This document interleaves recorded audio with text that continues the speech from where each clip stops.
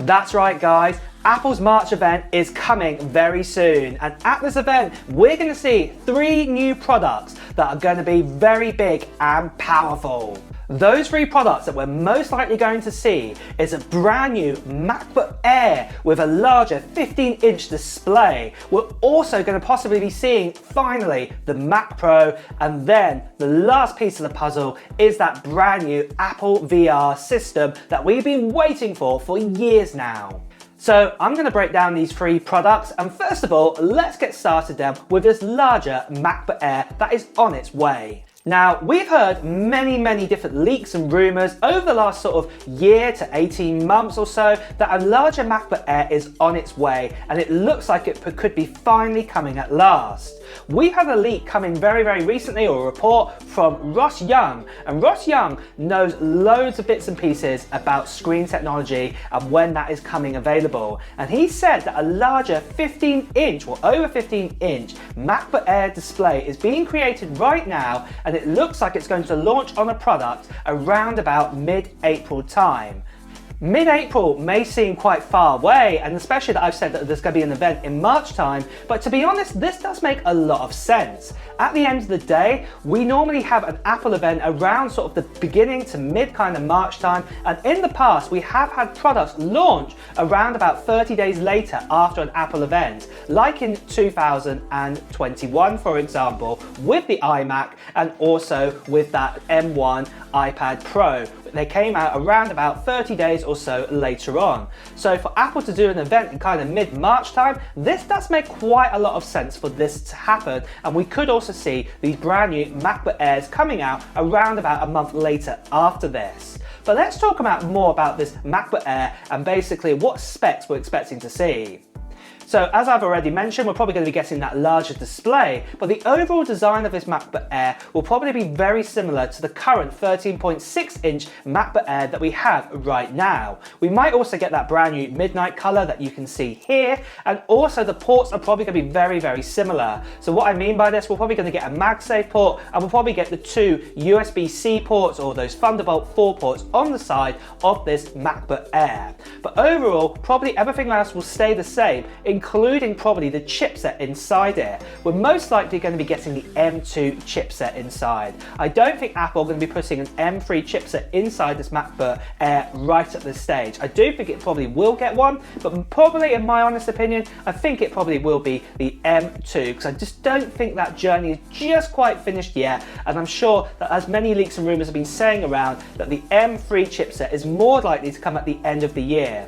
Also on the note that we also do have the Mac Pro to come out, and if the Mac Pro does come out at the same time as the MacBook Air, and one of them has got, say, the M2 Ultra inside it, the Mac Pro, and then we have this brand new M3 chipset, it just doesn't line up correctly in my honest opinion. And plus also we have had this recently, come in very recently, and you can see here that it says that the MacBook Air, most likely this large one, is going to have an M2 chipset inside it.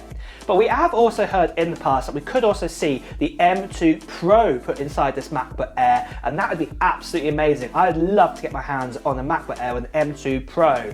And if that is going to be the case, it does mean possibly that we're probably going to see some fans inside this MacBook Air, whereas the current MacBook Air is completely fanless. So for all you people worrying about throttling and things like this, you never know, this larger MacBook Air, even with an M2 chipset, may have a fan also inside it. So yeah, we're going to have to keep an eye on that. But like I said, just imagine it just as a larger version of the 13.6-inch MacBook Air, and I'm sure this model is going to sell super well. And in fact, I probably think it's going to be Apple's top model, especially that the price that it will probably sell at will probably be about $1,500, $1,600 US, what plants it nicely between the current 13.6-inch MacBook Air and also the 14-inch MacBook Pro that's out right now, what does cost a bit more. So yeah, really looking forward to that one. So next of all, let's talk about the Mac Pro.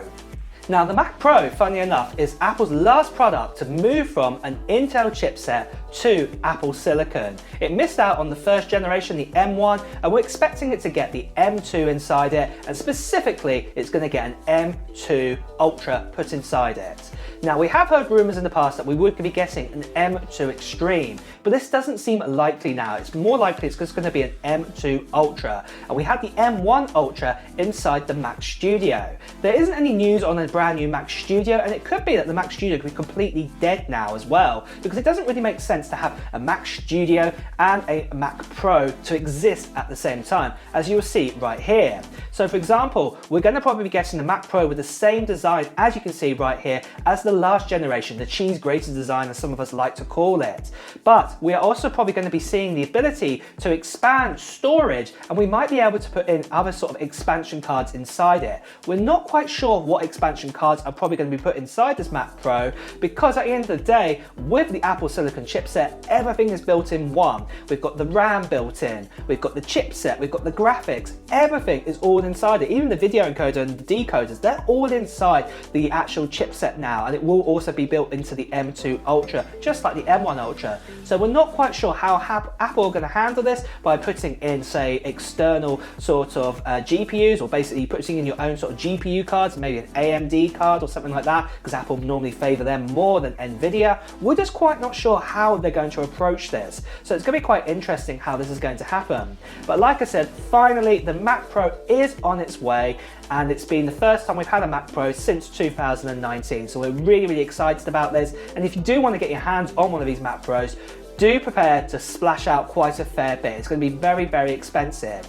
Also, in my opinion, I do think the Mac Pro might also have an M2 Max chipset option available too for it. Just like the Mac Studio, we had the ability of picking basically an M1 Max or an M1 Ultra. I think you're going to have the ability here with the Mac Pro. So with that M2 Max inside it, it probably will be a bit more cheaper to get your hands on it, but it will still be the most expensive Mac out there to get your hands on. So we just have to wait and see what that is all about.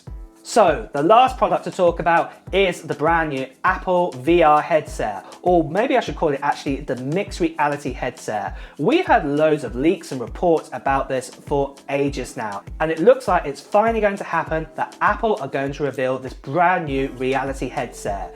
We've been told it's probably going to cost around about $3,000, what's quite a lot, but the main thing is what it's going to happen is that you'll be able to put this device on your head, a bit like a PlayStation sort of VR or Oculus sort of device out there, or Meta sort of device out there. And what it will work is, it will work with basically AR and VR abilities both built into each other.